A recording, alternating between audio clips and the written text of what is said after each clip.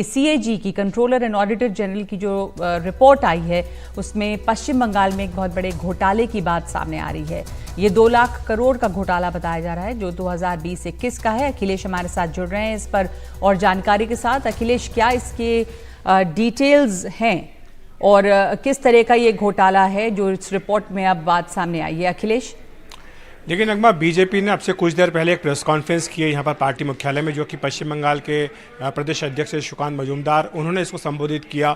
उन्होंने आरोप लगाया है सीएजी की रिपोर्ट के हवाले से कि पश्चिम बंगाल में करीब 2 लाख करोड़ रुपए का घोटाला हुआ है। ये बीजेपी का आरोप है और बीजेपी ने ये जो राज्य के अपने फाइनेंसेस के ऑडिटेड होते हैं उसकी जाँच सीएजी करता है, उसके आधार पर इस आंकड़े पर पहुँचा है।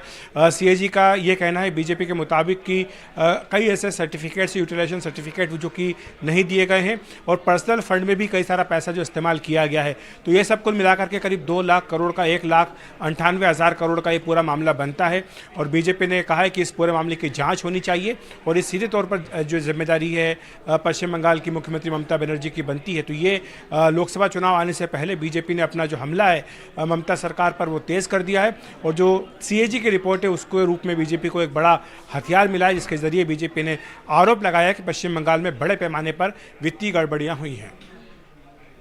तो अब ये जो इस समय सीएजी की रिपोर्ट आई है ये कितनी डैमेजिंग है ममता बनर्जी सरकार के लिए? देखिए, काफ़ी डैमेजिंग है क्योंकि सीएजी की रिपोर्ट के हवाले से हम जानते हैं कि कई बार इससे पहले भी बड़े आरोप लगाए गए हैं।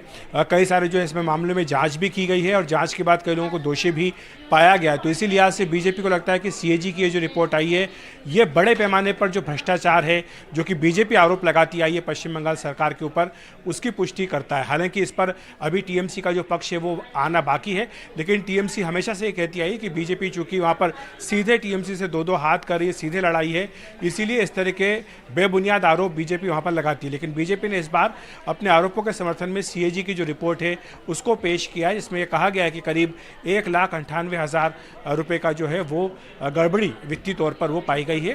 तो ये बीजेपी ने सीएजी रिपोर्ट के हवाले से आरोप लगाया है।